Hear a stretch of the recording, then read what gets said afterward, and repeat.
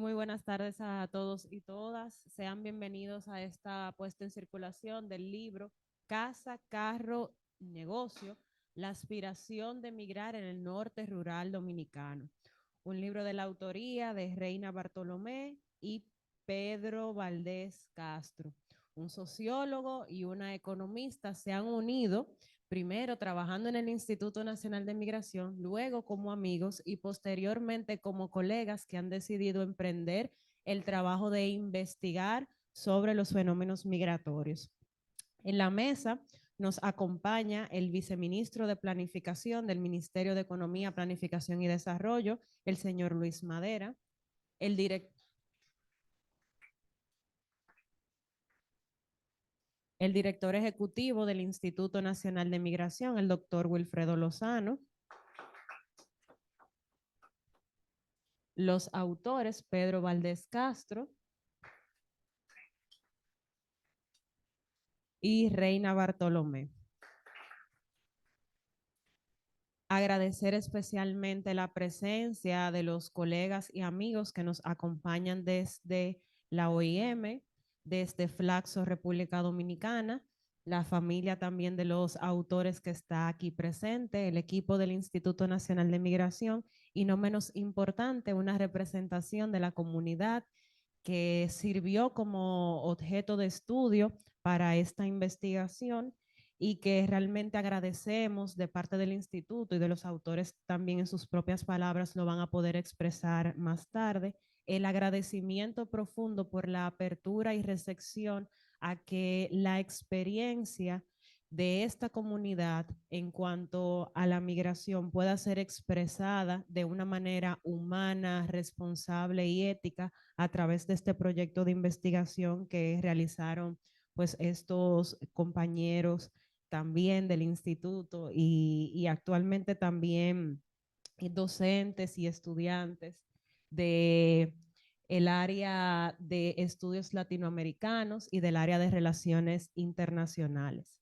Vamos a iniciar esta puesta en circulación con una bienvenida a través de un videoclip y una invitación a la lectura del libro de parte del sociólogo y ministro de la Juventud, Rafael Félix García.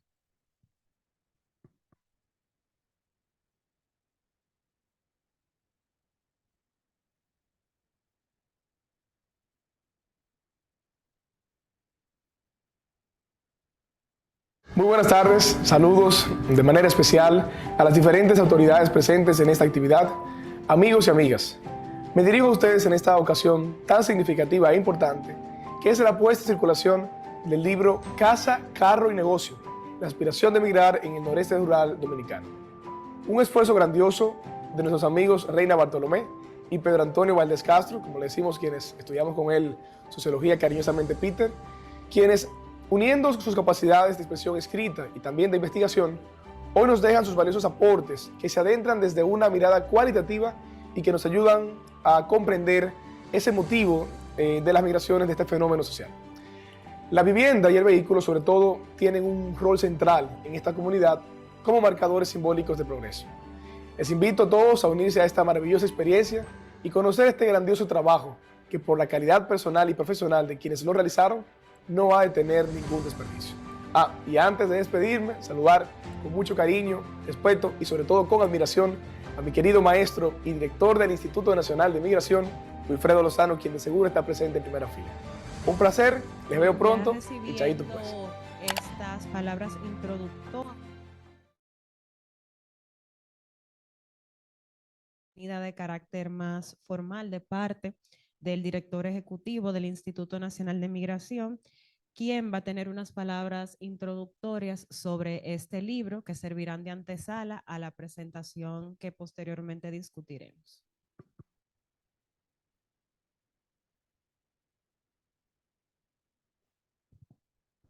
Para que Reina no se ponga nerviosa.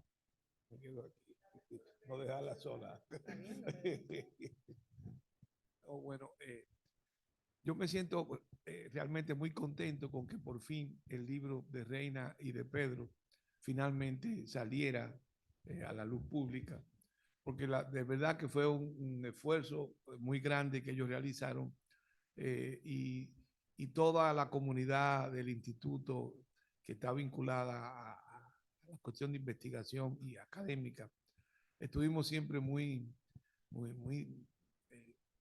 digamos, de cerca a este proyecto y hoy me satisface mucho que por fin el libro sale. Yo quisiera decir un par de cosas, porque yo sé que el señor viceministro va a hacer una exposición formal sobre el texto. Yo quiero, a propósito de ese texto, señalar un par de asuntos que creo que son importantes. Cuando Reina, que fue la que se me acercó para plantear la idea del estudio, hace un milenio, hace apenas un par de años, ¿verdad? Yo de inmediato dije que sí, y me entusiasmó la idea. Entonces les apoyé desde el principio. Cuando Pedro, su solicitud de ingresar a la Universidad de Austin finalmente fue aprobada, él tuvo que viajar. Entonces la cosa quedó como la pareja, el dúo dinámico, tuvo que ser separado. Pero el proyecto, ¿verdad? Uno migró, entonces bueno, pero ellos siguieron trabajando a distancia. Y esto dificultó el asunto, pero finalmente ellos perseveraron, como diría Espinosa, y finalmente aquí está el producto.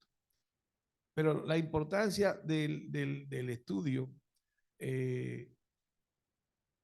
más allá de los hallazgos académicos que propiamente tiene el texto, y las líneas de investigación que el mismo abre en el plano local, sobre todo, nos incita y nos debe obligar a una reflexión en un sentido más amplio.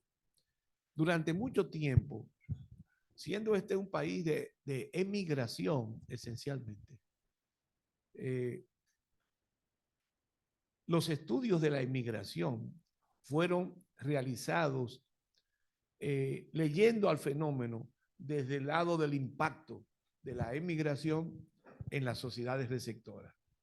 Y en este camino hay mucha literatura que con el tiempo se ha acumulado, sobre todo en Estados Unidos.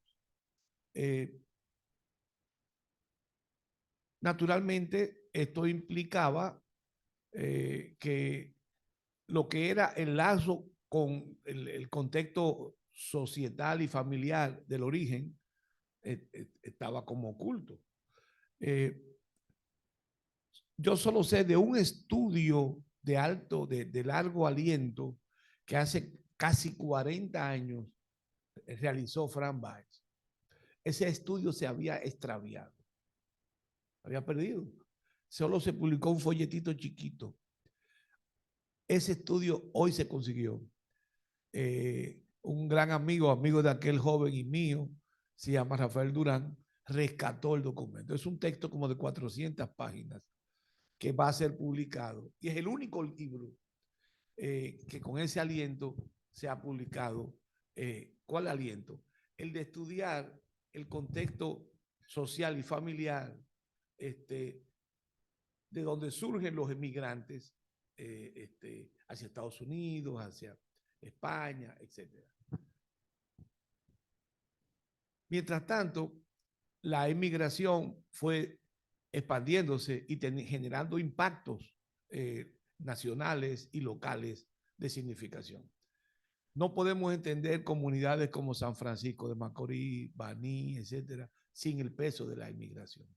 Entonces, este texto, sin proponérselo en principio, recupera una tradición perdida y desbroza caminos de investigación que hay que retomar y continuar.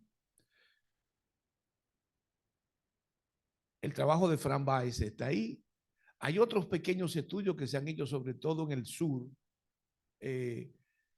que también son interesantes, pero nunca con el aliento que este tiene, que es un aliento, en primer lugar, socioantropológico, si se quiere, muy centrado en una comunidad, pero también con una aspiración holística más amplia, en el que se conecta ese tipo de fenómeno que pudiéramos bien simplemente verlo en el plano local, cómo esto está afectando a toda la comunidad nacional. Es un asunto interesante que valía la pena discutir, pero me parece que este libro es un reto, una oportunidad que abre para las ciencias sociales dominicanas, y en ese camino yo solo tengo para decir finalmente que reitero mi felicitación, mi alegría, y les insto a que continúen en ese camino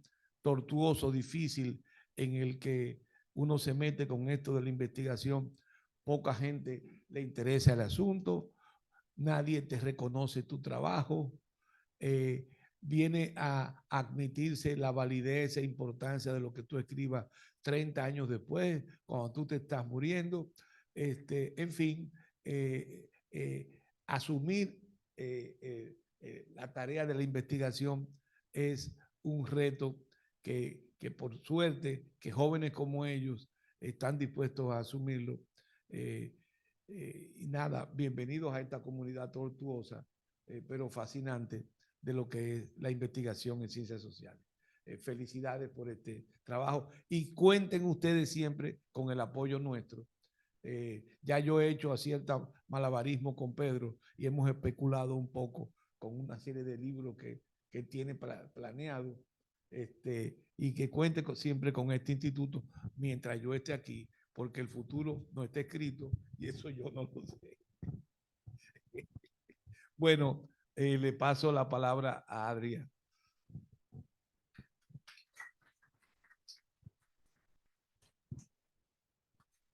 Muchísimas gracias. Ahora en la mesa ustedes también tienen disponibles otros micrófonos. Vamos a continuar con el desarrollo de la agenda de esta tarde y en este punto vamos a continuar con la presentación de esta puesta en circulación, donde el viceministro de Planificación del Ministerio de Economía, Planificación y Desarrollo nos va a introducir e invitar a esta lectura señalando las ideas centrales y nodos de este libro.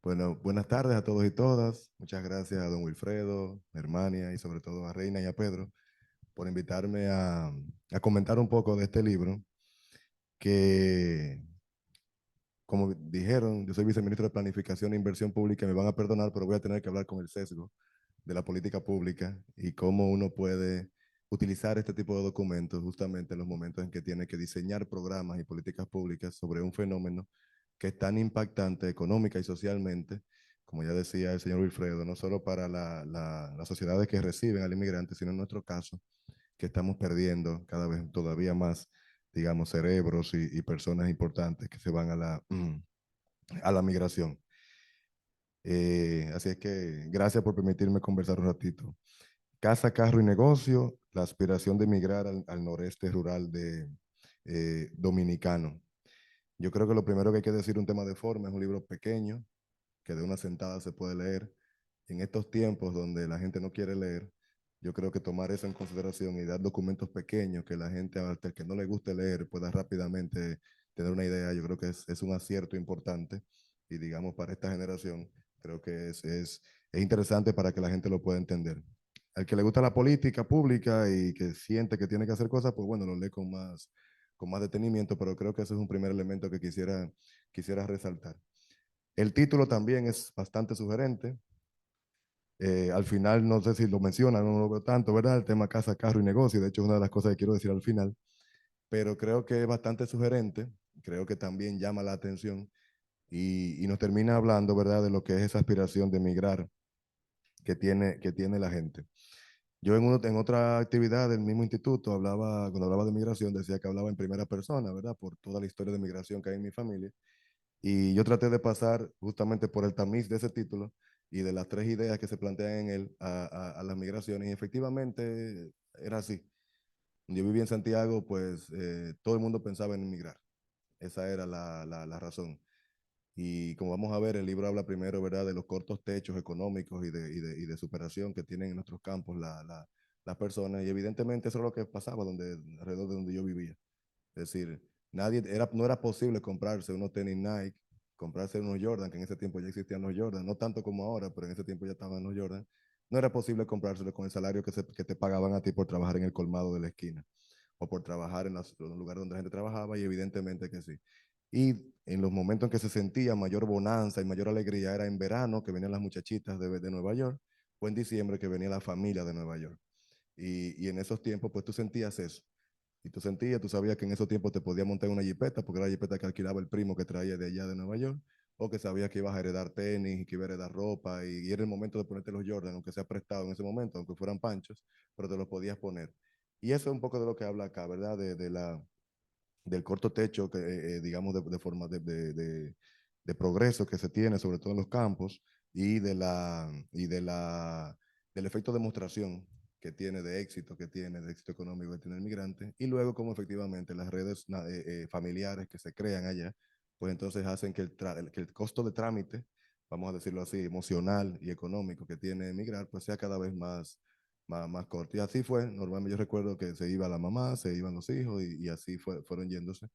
Y por eso yo creo que es un libro que es interesante.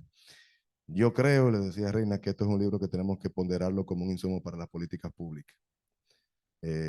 Ya lo decía don Wilfredo, yo conozco menos de la historia de lo que se ha escrito en términos migratorios, pero me parecía justamente que había poco insumo para hablar del impacto de la emigración. Nosotros en el programa de gobierno, en el plurianual, tenemos y tendremos nuevamente una política prioritaria, que es el tema de la diáspora y el desarrollo, que por cierto no se ha hecho demasiado con esa política en realidad, pero este libro yo creo que ayuda bastante a eso. El libro lo que hace es que hace un estudio de caso de dos comunidades, ¿verdad? De La Vija y de Angelina, dos comunidades de Sánchez Ramírez, dos comunidades rurales de Sánchez Ramírez, mayormente productoras de arroz de la zona. Y estudia ahí, ¿verdad? Nos cuenta el libro, ¿verdad?, que es una comunidad que tiene una estrecha relación de migración con el estado, con la ciudad de Filadelfia, en Estados Unidos. Bueno, y la idea es cómo hacer una investigación de tipo cualitativo de por qué la gente migra a esos lugares y cuál es la razón por la que se mantiene esa migración. Yo creo que lo primero que quiero resaltar del libro es la pregunta retadora y tentadora que nos hace. ¿Por qué, si tenemos 2 décadas al menos de crecimiento económico sostenido y de mejora de los indicadores económicos y de indicadores de desarrollo, por qué no solamente se mantiene la migración, sino que aumenta con el tiempo el deseo de emigrar de los jóvenes? ¿Por qué aumentan esos indicadores de migración? Yo creo que es una pregunta interesante, porque se supone que una de las cosas que tú esperas en términos de teoría de cambio es que si tú aumentas económicamente tus capacidades, entonces la gente tenga menos incentivos a migrar. Entonces creo que nos permite o nos lleva a tratar de preguntarnos más profundamente por qué es, por qué los jóvenes siguen migrando, a pesar de que los indicadores macroeconómicos nos dicen que vamos mejorando y de manera general hemos avanzado en nuestros indicadores de desarrollo que hacemos. Y entonces yo creo que eso nos lleva a hacernos la pregunta a la hora de tomar medidas en las políticas públicas de desarrollo productivo, desarrollo económico y territorial, sobre todo en esas zonas donde la agricultura y la producción agropecuaria es lo más importante. Cuando hablamos de la política de desarrollo, digamos, de la diáspora para el desarrollo, y la discutíamos en el ministerio, a pesar de que las políticas que se plantean ahí son políticas de apoyar a la diáspora, digamos, allá en su lugar de destino, en términos de apoyos consulares, en términos de tratar de que ellos integren el bienestar que consiguen a nuestro desarrollo, decía don Miguel Seara el otro día que la mejor política para la diáspora es evitar que haya diáspora. Ese es el gran reto. La mejor política para la diáspora es evitar que la gente se vaya. Y ahí nos trae, este libro un poco nos plantea eso, porque lo que se plantea en él justamente es tres razones principalmente por las cuales sigue aumentando o se entiende que sigue aumentando la migración. Una es una razón endógena y dos razones que podemos decir que son exógenas, ¿verdad? La primera razón que se expone en el libro es el tema del poco desarrollo, de la poca esperanza, digamos, de crecimiento económico que tienen los jóvenes que trabajan en la parte rural de esas dos comunidades y que yo creo que se mantienen en otros temas. Entonces, esa es una parte que sí podemos trabajar en política pública. Los otros dos elementos que plantean tienen que ver primero con la señalización, que, ¿verdad? Y la sensación de éxito que muestra el emigrante cuando viene, de un poder adquisitivo mayor y digamos, de poder lograr elementos que son soñados por los y las jóvenes de nuestro país. Y el tercero, como decía ahorita, en la medida en que se va creando una cadena, se va creando una red de migrantes en las familias, en las comunidades, pues ya todo el mundo nace con la cultura de que lo que hay que hacer es migrar y además se le hace cada vez más fácil migrar porque tienen allí quien los reciba, se cubren los costos entre ellos, el migrante que ya tiene algunos recursos le paga el proceso de migración al que está acá y entonces se va creando una cadena y un ciclo que va aumentando ese tema de migración. Bienvenida, doña Miriam. Estábamos ahora mismo los dos juntos en una, por lo que llegué un poquito tarde, también ella también, ¿verdad? Estábamos ahí, justamente, estábamos trabajando en una política que justamente lo que debe hacer es ir disminuyendo la necesidad de migrar de los y las jóvenes al territorio. Era eligiendo, aprobando 3 proyectos del programa Pro Rural Residente e Inclusivo, que es un programa de desarrollo rural y que da apoyo para organizaciones rurales de producción, sobre todo que tengan presencia de mujeres y de jóvenes, para que puedan encontrar, digamos, puedan desarrollarse, y no solamente de producción agropecuaria, sino de actividades alrededor de la agropecuaria en el campo. Y justamente de eso se tratan las políticas públicas que tenemos que hacer para evitar esa diáspora, para evitar esa migración, emigración que se da a veces a las ciudades, pero en este caso fuera del país, en este caso Estados Unidos, que es lo que mira el documento. De manera que el libro pues hace esa mirada, ¿verdad? De esos territorios y pone de manifiesto esos tres elementos, repito, de la condición, digamos, de expulsión que tienen las comunidades de origen de nuestro país, que es lo que yo creo que tenemos que enfocarnos en términos de políticas públicas, y luego pues la señalización y las redes familiares que se crean en los lugares de emigración. Yo creo que el libro deja la sensación de querer seguir leyendo sobre el tema. Yo creo que abre varias líneas de trabajo, me parece, ya lo decía el señor Wilfredo, yo creo que efectivamente que es así. Yo creo que una de las líneas es justamente seguir profundizando sobre el tema de si es el carro, la casa y el negocio. O sea, ¿qué es lo que los jóvenes no tienen aquí con lo que ellos buscan? Es decir, cuál es ese símbolo de éxito que deberíamos nosotros proveerle aquí para que ellos no sigan yéndose de manera directa? ¿Qué cosas es a las que ellos aspiran en términos económicos y demás? Yo creo que también sería interesante pues, poder probar con otras comunidades de otras condiciones. Esa es una comunidad rural de más o menos el nordeste del país. Creo que sería bueno buscar en otras comunidades también, quizá otras rurales de otras zonas, pero también en las zonas urbanas de los territorios y uno poder comparar entre unas y otras y ver qué patrón hay en ese tema y ver qué cosas hay en algunas donde hay menos migración que no tienen otras que tienen una mayor migración. Y el tercer elemento que me parece y que hago el ofrecimiento es que utilicemos este documento para sesiones de trabajo, para ahora que estamos diseñando el programa de gobierno y diseñando el nuevo plan plurianual del sector público. Entonces yo creo que deberemos llevar este tipo de temas a discutir esas políticas, o sea, llevar esto como insumos, de verdad creo que deberíamos hacerlo, porque de verdad que se necesitan investigaciones frescas en este sentido para tú poder identificar políticas frescas, políticas para lo que está sucediendo ahora mismo, con investigaciones de lo que está sucediendo ahora mismo en ese sentido. Y como decía al principio, yo creo que de aquí se desprenden muchas ideas de política pública. La primera es el tema del desarrollo productivo.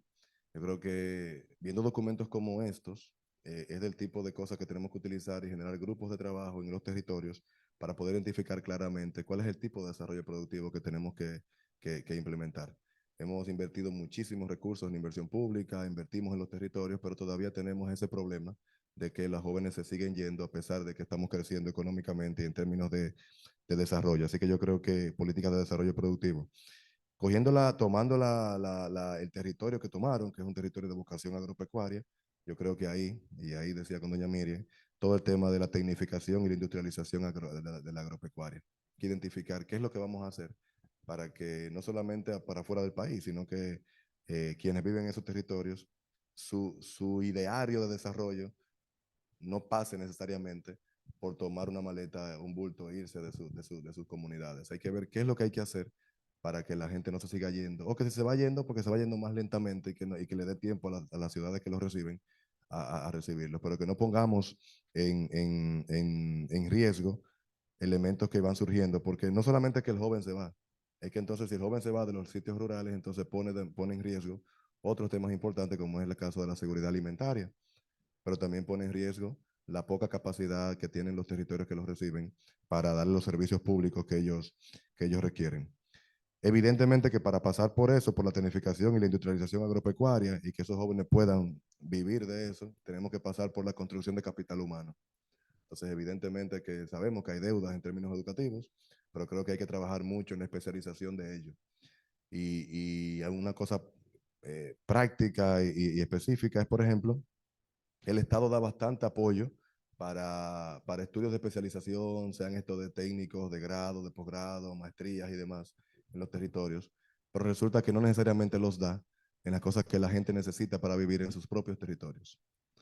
El otro día yo veía el caso, por ejemplo, de casos de éxito como el Liceo Miguel Canela Lázaro en Salcedo, donde en ese lugar, rodeado de plantaciones de yuca y de plátano, en Salcedo, hay 500 jóvenes estudiando en un liceo técnico, un liceo científico público, que yo estimo que si hubiera que pagarlo en términos económicos, al precio que se paga en las escuelas, en los colegios de Santiago y la capital, debe costar como $9,000 el año aproximadamente. Y esos chicos los reciben gratuitamente. Son chicos que compiten con jóvenes de INTEC, mucho más viejos que ellos, van a la NASA, ganan premios en la NASA, ganan premios de Samsung, tienen aulas allí auspiciadas por Samsung, por premios que ellos han ganado. Pero ¿qué van a hacer esos jóvenes con esa sabiduría si lo que tienen alrededor es plantaciones de yuca y de plátano? ¿En qué van a aplicar todas esas cosas que ellos están aprendiendo ahí? Entonces, ahí hay que mezclar las políticas públicas. Yo tengo que llevar formación en un tema, un territorio, pero tengo que tratar de preparar el territorio en términos económicos para que sea de lo que ellos tienen que vivir. Hay ideas que van a surgir con ese proyecto, pero yo creo que esto me habla un poco de eso mismo, es decir, cómo estudio mejor el territorio para que las propuestas de construcción de capital humano que yo llevo estén asociados a la matriz de producción que hay en esos territorios o en lo que yo quiero crear en esos territorios en términos de matriz de producción. Y creo que a partir de estos documentos podemos estudiar ese tipo de políticas. Estos son 3 ejemplos. Yo creo que hay otras políticas que también que podemos trabajar. Yo creo que hay otros elementos también que hay que estudiar, temas de atención de servicios públicos, de servicios sociales básicos para la gente, para que evitar la migración. Pero reitero, creo que este libro de muy rápida lectura nos abre el apetito de identificar documentos y para que el pago por la investigación que decía Willy no sea tan ingrato, por lo menos aprovechémoslo para hacer política pública. Yo quisiera que nosotros aprovechemos estos documentos para usarlos de insumos de política pública, para que no sea cuando ustedes estén muriendo que se los reconozcan, sino que podamos reconocer el insumo de ustedes ahora junto con otros documentos que se producen aquí en el instituto y que se pueden producir en este tema. Sé que muchísimas gracias por la invitación y espero que haber podido aportar un poco a abrir el apetito para leer este documento y que se repitan este tipo de documentos cortos en investigaciones y que puedan servir para no solo generar conocimiento, sino generar políticas públicas de calidad. Muchas gracias.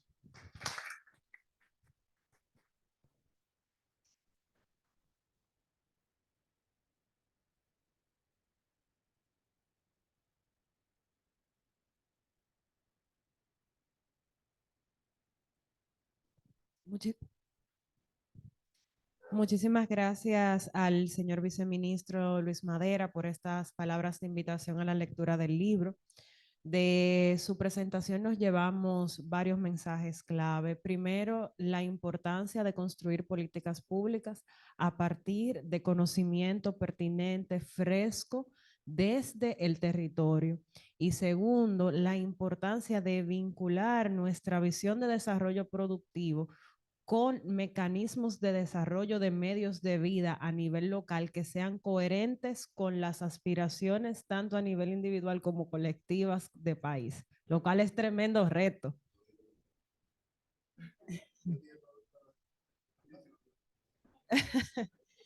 Bien, y aprovechar también que el señor viceministro lo mencionó y agradecer muchísimo la presencia de la señora viceministra Miriam Guzmán, quien es viceministra del Ministerio de Agricultura en las cuestiones de desarrollo rural y agropecuario, una también historia importante de colaboración del instituto y el Ministerio de Agricultura con los estudios que hemos hecho a nivel focalizado sobre los sectores de los rubros de arroz, habichuelas y plátanos, especialmente en lo que tiene que ver con la incorporación de mano de obra extranjera en estas actividades. Y vuelve entonces a repetirse una cuestión muy importante que tanto el estudio de Pedro y de Reina señala, y es la necesidad de la tecnificación. Yo no voy a tomarme más palabras, pero sí me motiva muchísimo y me alegra bastante poder estar aquí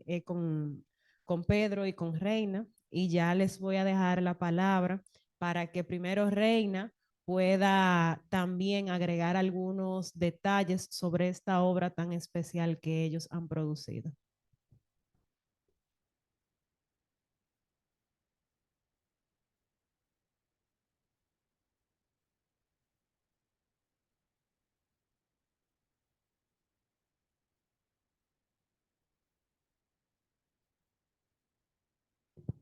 Hola, buenas tardes a todos y todas, a las autoridades aquí presentes. Muchas gracias por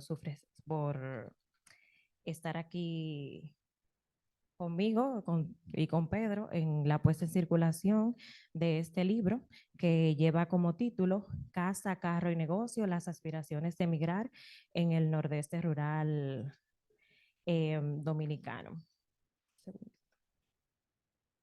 Bien, entonces yo quisiera iniciar mis palabras subrayando, como bien dijo el doctor al inicio, que las aspiraciones de emigrar en estas comunidades fue y es tema de conversación a lo interno de esas comunidades y en comunidades aledañas. Sin embargo, esta es la primera vez que se hace un estudio que busca profundizar en cuáles son las motivaciones que tienen las personas del lugar para salir a otro lugar y por qué las personas de La Vija y Angelina, que fue donde realizamos el estudio, tienen estas aspiraciones. En ese sentido, el título de nuestro libro es un esfuerzo por plasmar esas aspiraciones que tienen estas personas, pero va más allá de lo que simboliza la casa, el carro y el negocio. Para esto voy a utilizar las palabras del ex ministro de Economía y actual ministro de Medio Ambiente, que para el seminario sobre emigración, remesas y desarrollo que fue realizado por el Instituto Nacional de Migración en el año 2021, él señalaba que la emigración es la respuesta a la incapacidad de la sociedad y el gobierno para resolver las necesidades de su población. Entonces, la evidencia empírica que nosotros recabamos en el proceso de esta investigación afirma lo que en su momento el ministro dijo. Y esto es más fuerte en comunidades que nosotros la definimos como la periferia de la periferia. En estas áreas, la institucionalidad funciona de una forma distinta y las políticas públicas también. No se trata simplemente de llevar las políticas públicas al territorio, como decía el viceministro Luis, sino también es permitir que las políticas emanen desde el mismo territorio. Este estudio sobre migración también implica otros aspectos y conecta otras áreas que podrían verse desvinculadas, como por ejemplo la cooperación internacional. En este contexto, una territorialización adecuada de la cooperación, así como la participación activa de las personas de la comunidad y la apropiación local, pueden marcar la diferencia en la creación de políticas públicas y soluciones reales dentro de la comunidad. Asimismo, esta investigación revela la incidencia directa que tiene el fenómeno migratorio sobre la juventud, ya que son los jóvenes quienes se ven más afectados por estas situaciones desfavorables en sus lugares de origen. Son ellos quienes se arriesgan a emprender nuevos destinos, facilitados, como ya se ha mencionado, por la amplia diáspora dominicana que radica principalmente en los Estados Unidos. En estas comunidades, la migración se convierte en una solución individual para problemas colectivos, lo que involucra a instituciones que van más allá de aquellas cuya misión es el estudio de las migraciones, pues esta migración también es una manifestación de las desigualdades en el desarrollo, así como las características del mercado laboral de estas comunidades. Esta aproximación no busca desconocer los esfuerzos que hasta ahora se han venido realizando, como mencionó el viceministro.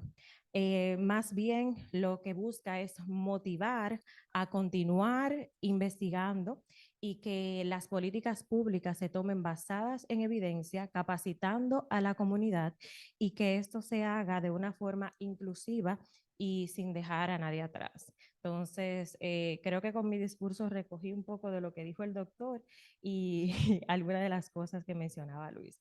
De nuevo, muchas gracias. Y algo que no quiero dejar pasar es que aquí presente tenemos una persona de Cotuí que fue quien nos habló por primera vez de la Vija y Angelina. Ella es la señora Brunilda, que está aquí con nosotros y vino desde allá para apoyarnos. Muchas gracias.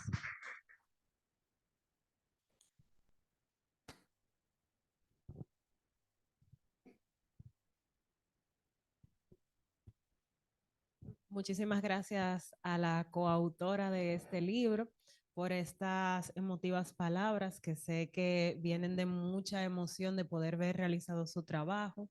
Vamos a pasar también ahora a las palabras de parte de Pedro Valdés, quien es uno de los que ha procreado este hermoso libro.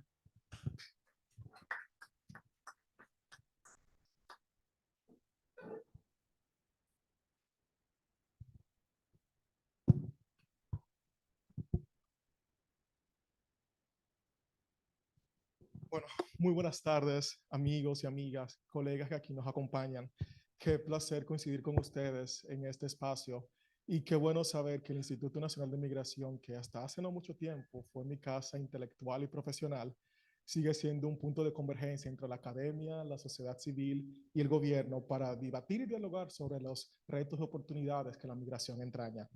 Esta tarde para mí es muy grato presentarle este texto que mi amiga y colega entrañable y yo hemos trabajado por más de 1 año y medio, que hemos denominado Casa, Carro y Negocio, la aspiración a migrar en el noreste rural dominicano.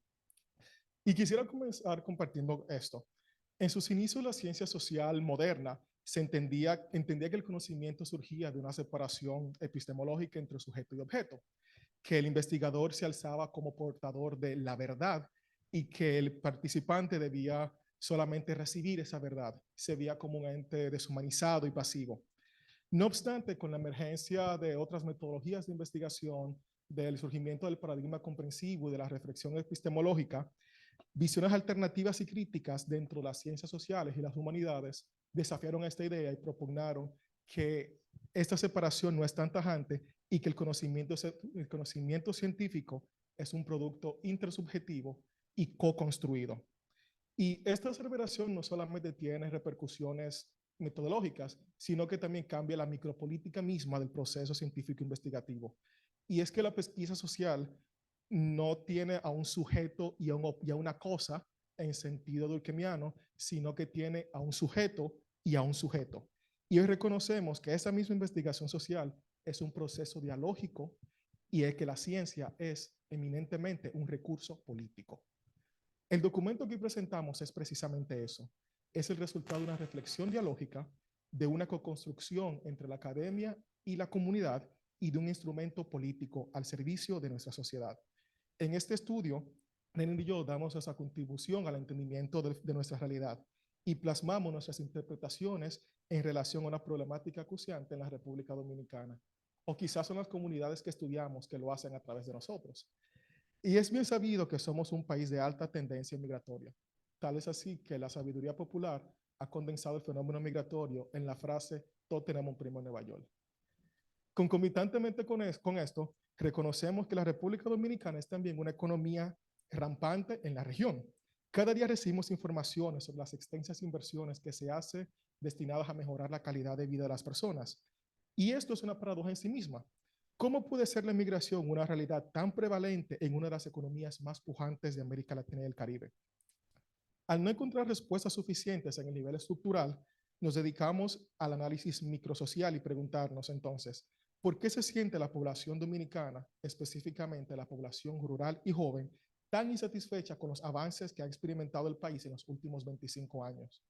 Y aún más enigmático en nuestro caso de estudio, es el modus operandi de esa migración. O sea, de qué manera personas de un entorno rural y precarizado logran emigrar de manera sostenida y en incremento en un mundo en el que los canales migratorios son cada vez más estrechos. Estas respuestas guían nuestro estudio. Nosotros entendimos que no podíamos conseguir respuestas satisfactorias sin acercarnos a la realidad que queríamos estudiar. De ese modo nos adentramos a las comunidades de estudio con nuestra mejor herramienta posible, el diálogo. Por ello fue central el uso de la técnica de entrevista individual y grupal. Casa, carro y negocio es el fruto de una conversación esencialmente. En el texto se destacan los fragmentos de entrevistas en un intento de conservar las voces de aquellos con quienes interactuamos y poner de relieve el carácter dialógico de esta investigación. Hicimos más de 3 meses de trabajo de campo con múltiples actores en comunidades, no solamente en Sánchez Ramírez, pero también en Fantino, en San Francisco de Macorís, en Bonao y Juma. En todas estas entrevistas hablamos con vecinos, empresarios, líderes comunitarios, profesionales, comerciantes, profesores, políticos y autoridades. Por temor a revelar demasiado y con la idea de mantener el interés en la lectura, no voy a continuar develando una explicación que resulte redundante con el apartado metodológico. No obstante, quiero recalcar que esta investigación fue resultado de atenta observación y cuidadosa escucha. Por eso quiero enfáticamente agradecer a nuestras colaboradoras, a Bruna, a Isidora y a Bolo, por abrirnos las puertas de sus comunidades y de sus hogares. Gracias por permitirnos comer, dormir, convivir y trabajar con ustedes. Gracias por cada conversación, presentación, referencia, crítica y corrección. Les estamos profundamente agradecidos y les queremos decir que este trabajo es tanto suyo como nuestro. Esperamos que este estudio les sea de provecho a ustedes. Deseamos que se apropien de él, que los resultados presentados no solamente lleven al Estado Dominicano al entendimiento de esta situación, sino que pueda servirle a ustedes de insumo para la realización de acciones encaminadas al desarrollo de su pueblo, que además de un documento útil para la toma de decisiones y un documento de consulta, sea un instrumento de empoderamiento en sus comunidades. Este trabajo es esencialmente por y para ustedes. Quiero concluir haciendo énfasis en la reflexión inicial sobre la naturaleza dialógica, el carácter político y la utilidad social de la ciencia.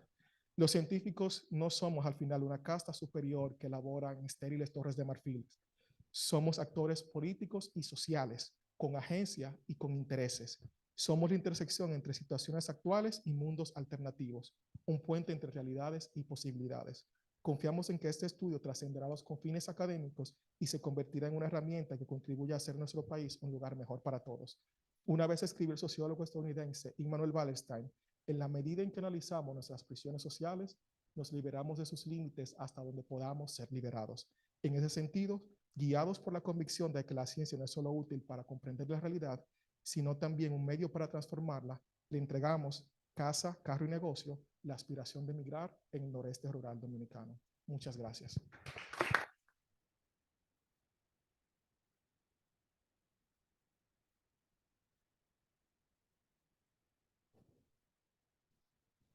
Con estas últimas palabras de parte de los autores, vamos a invitarles a que si tienen alguna pregunta sobre el contenido de este libro, sobre el proceso de desarrollo de la investigación, que puedan externarlas en este mismo espacio de diálogo que ha caracterizado a este estudio desde su momento de concepción hasta esta etapa en la cual está siendo presentado.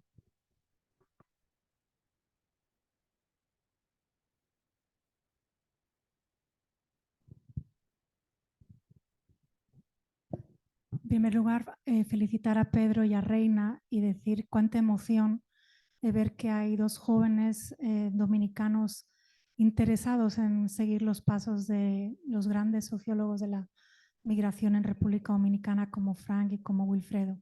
Y qué bueno que tenemos un relevo y que ese relevo es acompañado por la sabiduría de Wilfredo.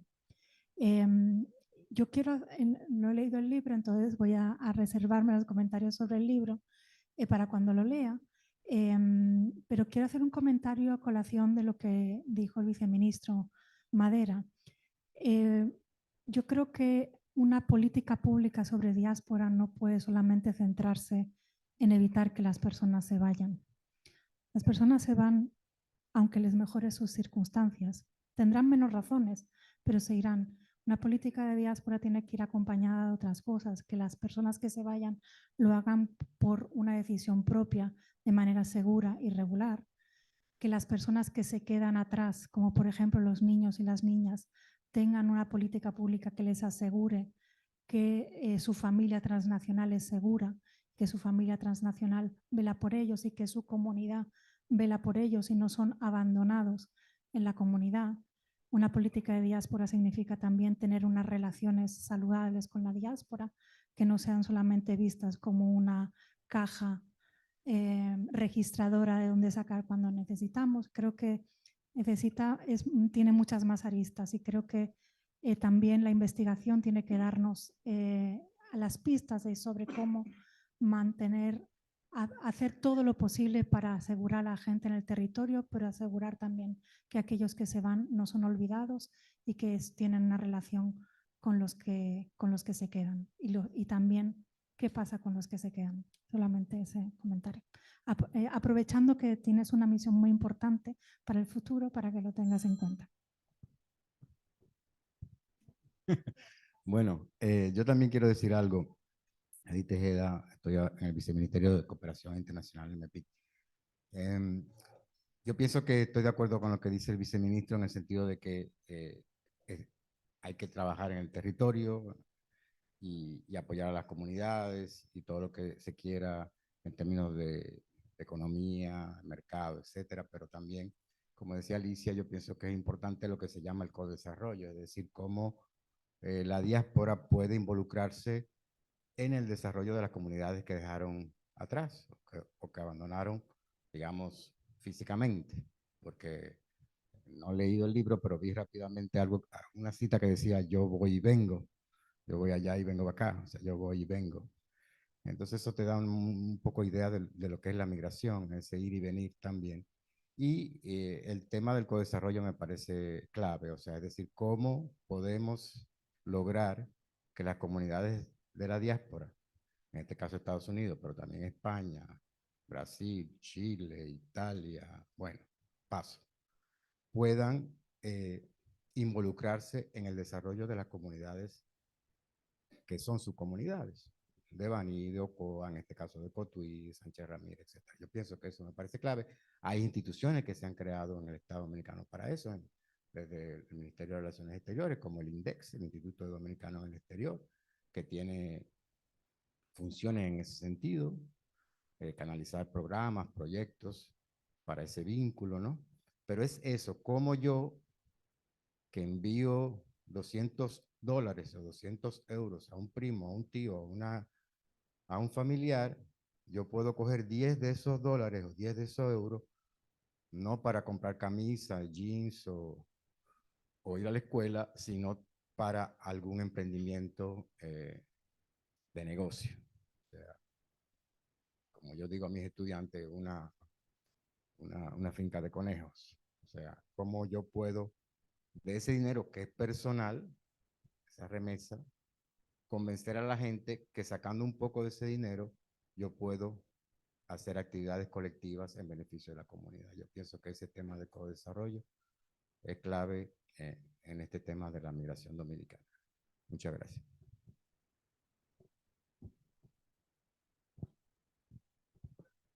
Felicitarles, Reina, pedirte disculpas porque yo entré tan emocionado y felicité a Pedro y no te lo hice extensivo, así que te lo hago ahora.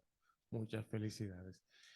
En 2008, Ramonina y yo hicimos un trabajo sobre remesa que está publicado por el FIES, en el cual sostenemos básicamente que el proceso migratorio parecía constituir una deslocalización laboral desde los hogares y por ende eh, las remesas tenían un importante freno para convertirse en un agente de desarrollo en la medida que eran un fondo salarial. Es un proceso exactamente igual al de la zona franca, pero desde los hogares. Ese era el planteamiento más o menos que hacíamos. Eh, en ese trabajo de campo, que a mí me tocó básicamente trabajar la zona del sur, eh, veía, yo hice la parte cualitativa del sur, cómo la migración desarticulaba los hogares y generaba una serie de pasivos sociales en esas comunidades. El estudio, como está presentado por ustedes, es evidentemente desde los aspectos positivos. Se evidencia en el estudio o durante su trabajo de campo cómo las personas perciben esos pasivos que genera términos familiares en términos de crianza de muchachos. Recuerdo una chica que me decía de que amiga española que trabaja con diáspora dominicana allá, cómo los chicos llegan allá pensando que van para Disneylandia, ¿no? Entonces, pero que vienen de unos hogares totalmente desarticulados, porque pasó años, y eso genera toda una serie de problemas comunitarios. Eh, porque la migración es muy interesante, y siempre digo a la gente, mira, nosotros salimos de África un día, porque allá íbamos a estar mejor, sin saber para dónde íbamos, ni cuándo íbamos a llegar. O sea, la migración es uno de los fenómenos históricos más transversales. Entonces, pasa por ese proceso de minimizar los riesgos y los costos y maximizar los beneficios. Pero eso, pudieron ver algo sobre, además de claro esto, que es el imaginario positivo, si hay alguna percepción colectiva de la parte de los componentes negativos.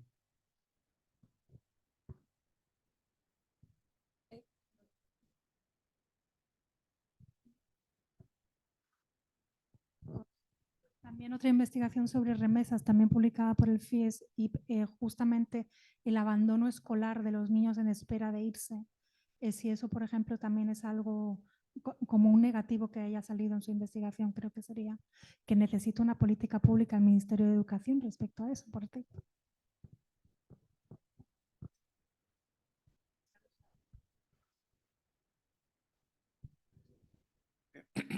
Lo que planteó Joel me animó a pedir un turno. Pero antes que eso, el tema de la técnica. Por suerte, ahora el presidente ha planteado la idea de hacer un esfuerzo para introducir un componente de desarrollo tecnológico en los cultivos como una forma de enfrentar el tema de la inmigración. Yo simplemente quiero decir a ese respecto un temor. A diferencia de una industria, la agricultura tiene limitaciones biológicas que limitan el empleo de la técnica. Las naranjas que se recogen en California, se recogen, hay unas máquinas que mueven los árboles, se recogen en una plataforma y eso facilita el ahorro de lo que quita la naranja en los árboles. eso no se puede hacer con el café.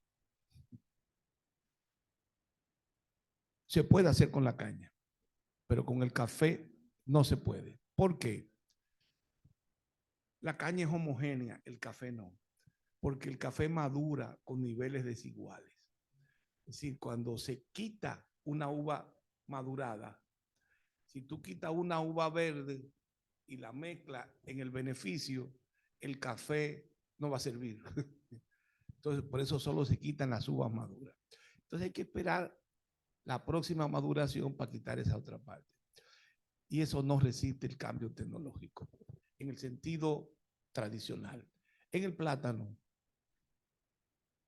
la limitación es evidente en el banano. Yo puedo tecnificar en la limpieza del banano, en la transportación hacia el barco, en el empaque, etcétera. Pero el corte del banano va a tener que ser manual, porque si no daño la mata. Entonces, y así yo puedo plantear al infinito. El tomate es delicado y no hay máquina que pueda recogerlo sin dañarlo. Entonces, no confiemos tanto en la técnica en ese punto. Ahora, sí podemos pensar el cambio tecnológico como un elemento de racionalización de la organización del trabajo en la agricultura, que es distinto. Entonces, ese es un problema que me preocupa en los debates, porque se piensa que no, ahora vamos a aplicar técnica y vamos a resolver. No se va a resolver así. Ese es un punto que sencillamente le quiero advertir. Pero lo de Joel, yo creo que mientras razonemos que nuestras sociedades funcionan como estados-naciones tradicionales, que nuestras familias se siguen comportando en términos de grupos mononucleares, papá, mamá, etcétera, estamos fritos. La migración ha transformado la lógica de la familia. Lo que antes pensábamos que era el curso natural donde se alejaban los tíos y se alejaban los abuelos, y entonces solo papá, mamá e hijos eran el núcleo duro. Eso se ha revertido. Hoy día las cadenas de cuidado lo demuestran. Los tíos y abuelos de repente y primos aparecen siendo un componente importante del funcionamiento de las unidades familiares. Pero eso tiene que ver con la transnacionalización del mundo. Y eso está tocando al Estado-Nación. Por más que nos resistamos, avanzamos hacia un nuevo orden político internacional, donde habrá que replantear la noción de ciudadanía y habrá que replantear una serie de cosas.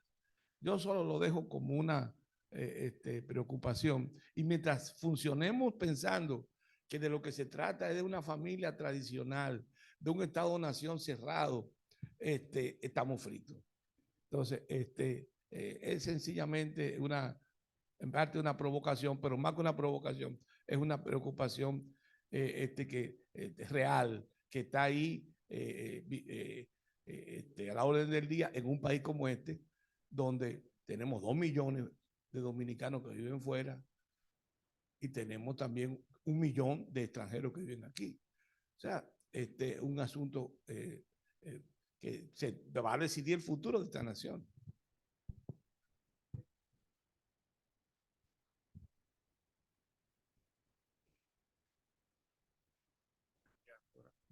Que la República Dominicana.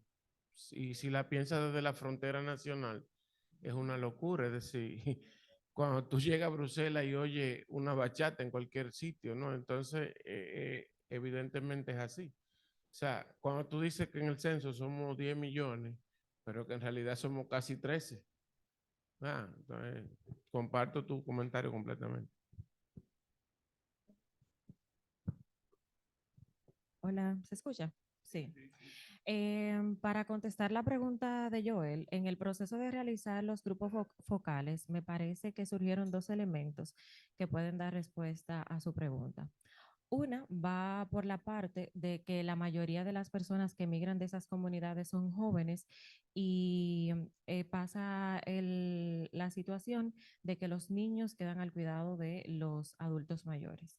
Y otra situación que se da y que surgió en los grupos focales, y es algo que ha mencionado el doctor, es que se dan casos de que funcionan como si fueran familias transnacionales, donde hay un miembro de la familia que está fuera, pero a través de la comunicación, redes sociales, se mantienen al tanto de las actividades que se realizan en la comunidad y le dan seguimiento a sus hijos para los que dejaron hijos atrás o dejaron familias. Y un tercer elemento que también surgió en los grupos focales es que en algún punto las familias tienen algún nivel de desintegración. Sin embargo, esto se ve un poco mitigado por lo que le comentaba de la familia transnacional y el seguimiento que le dan estas personas. Y sobre eso le comento que hay una maestra del CURNE, de la UAS San Francisco, que su tesis doctoral fue precisamente sobre eso, sobre los niños que quedaban cuando sus madres emigraban. O sea, que es un fenómeno que al parecer tiene cierta incidencia en esa comunidad. Y solamente quisiera agregar que nosotros en principio no buscamos indagar sobre eso. O sea, la pregunta inicial era, ¿por qué la gente se va? ¿Y cuál es la razón? Y claro, guiado por una teoría que nos dice que la gente se va porque el otro se va. Fundamentalmente lo que nos dice la teoría de la privación relativa. La gente se va porque el otro se va, comienzan a progresar y el que se queda no quiere quedarse atrás. Salió tangencialmente a varios aspectos apuntando a los lados no tan positivos. Uno de esos fue precisamente eso, las cadenas de cuidado. En el capítulo 7, 8, donde hablamos de la familia transnacional, hay una sección dedicada a la afectividad transnacional. Y nosotros planteamos que esas brechas que quedan en temas de cuidado y afectividad son llenadas por un mecanismo que una antropóloga danesa llamaba el remote sensing, el cuidado remoto. Y dice que las remesas no son solamente expresiones económicas, que al final son expresiones afectivas que están dedicadas a que el padre o la persona, el que está ausente, pueda cumplir su rol de provisión, no solamente con el envío de dinero, sino también con la supervisión del gasto y con la comunicación. O sea, no es solamente que te ponga $200, es esos $200 para que tú te compres tus útiles escolares. Te llamo en la tarde, ¿lo compraste? Y después, ¿compraste qué cosa? Enséñamelo por videollamada. Y cómo esas brechas que quedan son llenadas a través de eso. Y también como de economizar un poco la remesa, que es un ente tan económico y de esas otras dimensiones. En segundo lugar, en el capítulo 6, donde se habla también de las limitaciones productivas, hablamos del tema de la profesionalización y que fue algo fascinante. Y nosotros planteamos por qué en esas comunidades el viajero es el epítome del progreso y no así la persona profesional. No, ¿por qué la profesionalización no es el camino al éxito y la migración sí es? Entonces también hablamos como de esos lados un poco más, menos evidentes.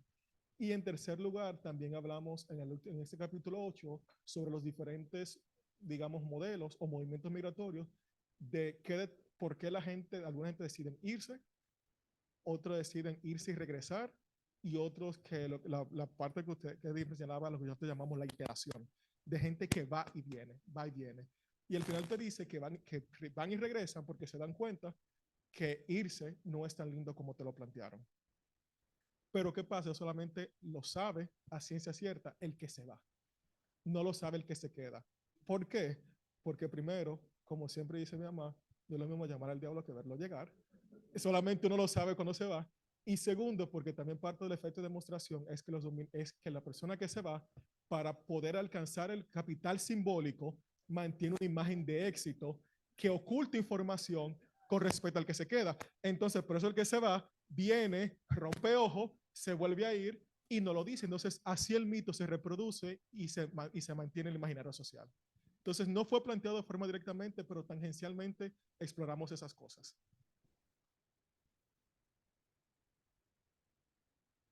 Buenas tardes. Disculpen la tardanza y el timbre del teléfono. Hay el elemento de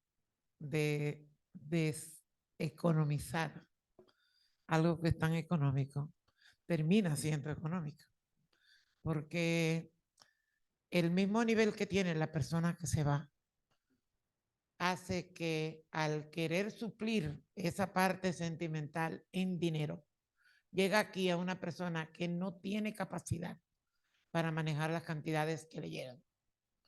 Y un euro es un euro para el que lo manda, pero son 60 pesos para el que lo recibe.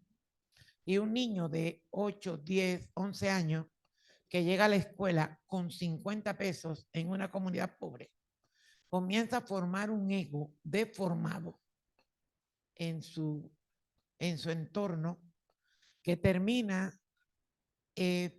haciendo real para él el gran título de vale el que tiene. Entonces, ese valor humano se va perdiendo y se va aglutinando solamente la capacidad de administración económica, que termina siendo un caos también, porque no hay capacidad de administración. Y ven ustedes cómo muchos muchachos de eso terminan de mala manera y cómo los vicios, la droga, etcétera, se anida de manera muy específica en esas comunidades tan afectadas por la migración. Y no es precisamente el que menos tiene el que migra. O sea que no es la necesidad económica del carro, la casa y el negocio.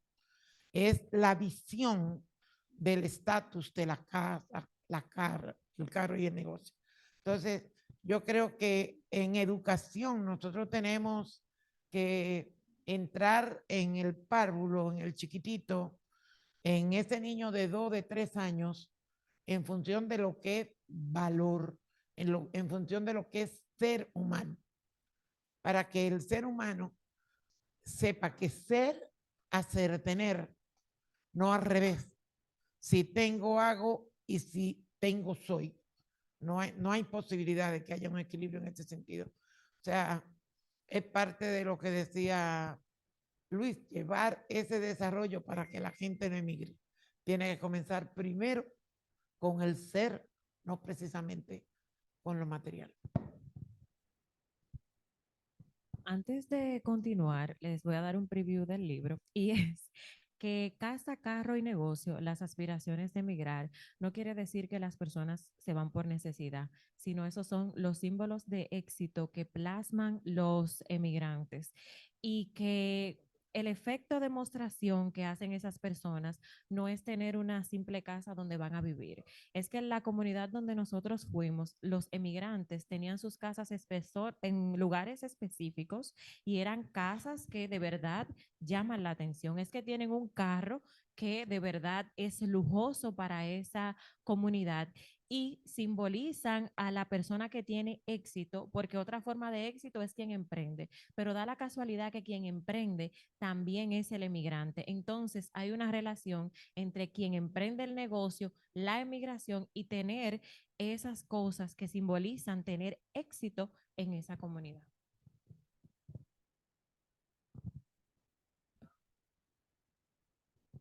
Una vez un profesor mío, un amigo con el que trabajé, me decía, yo le pregunté por qué él me rayaba tanto las cosas y decía, porque me dan ideas.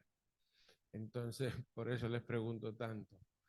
Y el cuerpo como símbolo de éxito, porque cuando uno ve muchas veces las viajeras, ¿no? Como le dicen en el sur, el cuerpo se convierte en un signo de éxito también.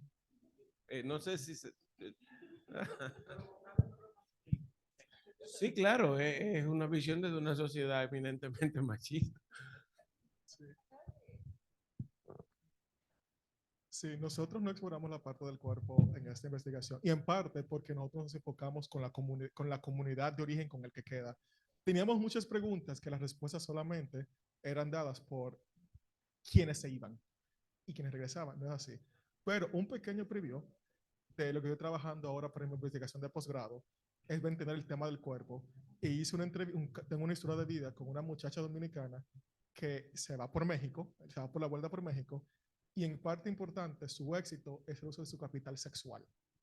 Es una historia de una muchacha que seduce de diversas formas a diferentes traficantes de personas y drug dealers y narco en México, y así ella pueda lograr avanzar. Entonces ahí yo hago un poco más del tema del cuerpo y de la sexualidad, pero en eso, no en este estudio. Él decía que estamos en una sociedad machista y así es. Sin embargo, la migración dominicana es mayormente femenina y nuestros grupos focales también tuvieron un sesgo donde la mayoría eran mujeres.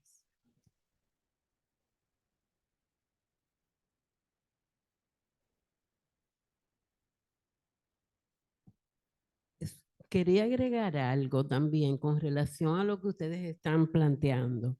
Y es un poco ver, primero felicitar a Reina y a Pedro, un orgullo para esta institución que ustedes hayan hecho este libro, que este libro se ha puesto hoy en circulación.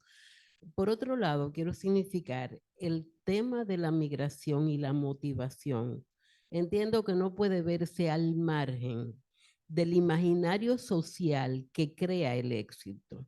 No podemos verlo desde la individualidad de quien emigra, porque, por ejemplo, ¿qué significa el éxito? Yo tomo en cuenta algunas personas que han trabajado conmigo, que ganan quizás 10 veces en otros espacios menos que yo, y en ese momento se compraban un iPhone de yo no sé cuántos pesos, que yo me decía, pero yo no me lo puedo comprar. ¿Y cómo se lo compran? Porque eso significaba socialmente éxito.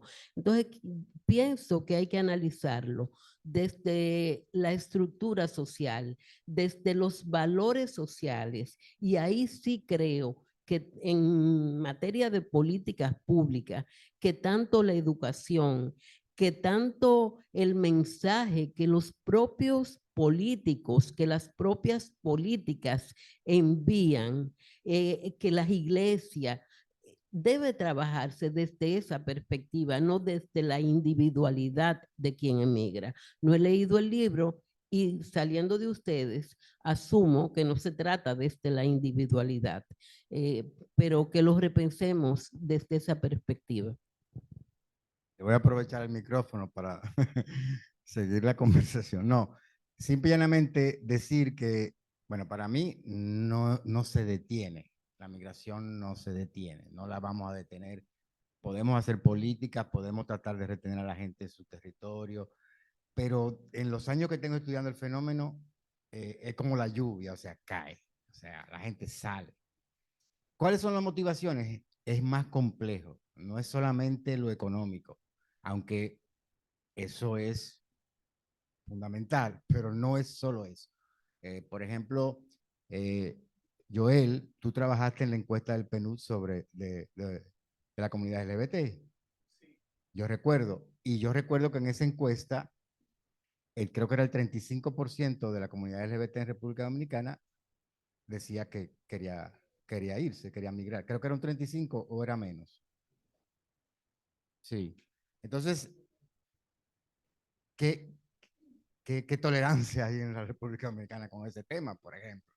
Que yo que tenga 20 años quiera buscar otros horizontes donde no se me discrimine, digamos.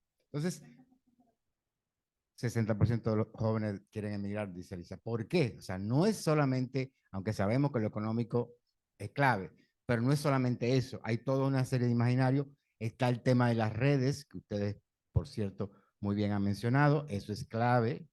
O sea, una de las cosas que vimos que explica la migración de mujeres a España es porque se dio el pull push. O sea, hubo factores de ambos lados, pero estaba eso también. O sea, ya se me fue la idea.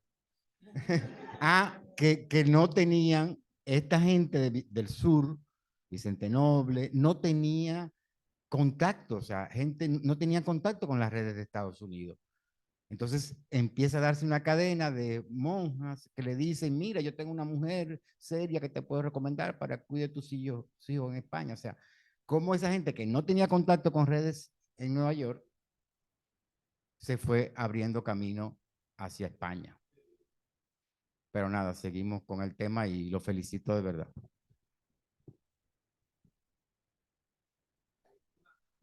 Vamos a hacer una última intervención. Lo primero, Wilfredo, Amelia. Dios mío, a esta altura. Saludos a todos.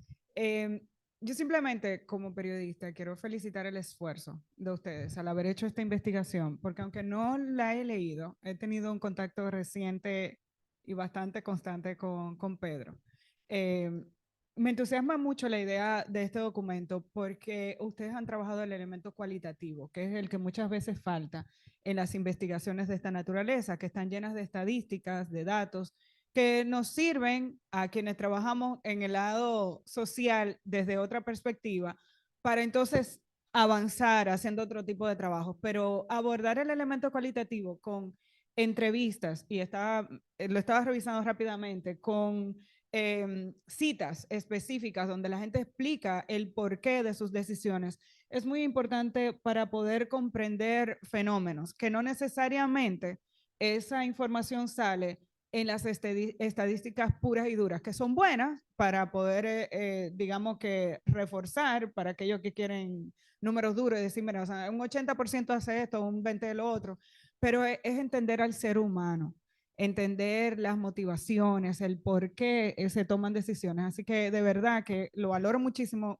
Voy a consumir esto rápido porque es breve y creo que esto puede abrir el apetito para entonces quizás identificar otras posibles investigaciones a partir de lo que ustedes han levantado. Así que de verdad muchísimas felicidades.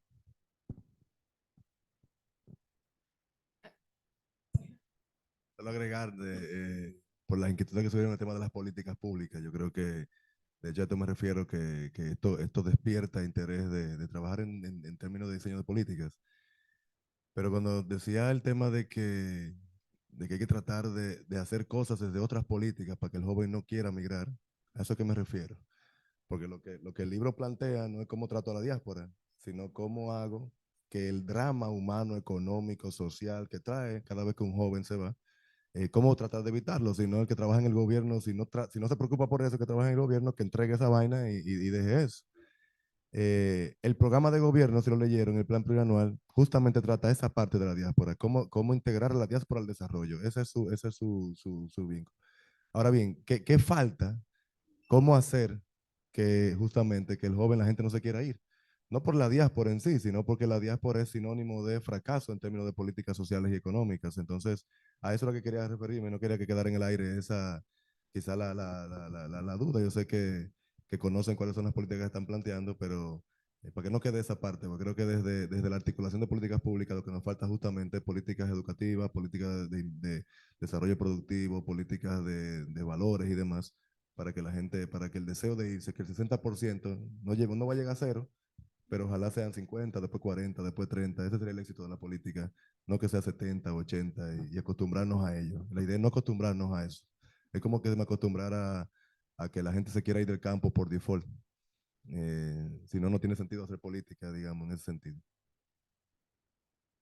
Muchísimas gracias. Y a propósito de que de este encuentro formal se nos ha agotado el tiempo, quiero decirles que queda mucho más tiempo para discutir de manera informal, uno a uno, acompañado de un brindis que tenemos allá afuera y que ha sido preparado con mucho cariño y seleccionado por el equipo excelente de comunicaciones del instituto, que tiene pues un muy buen gusto. Entonces, les invitamos a continuar la conversación y también aprovechar este brindis.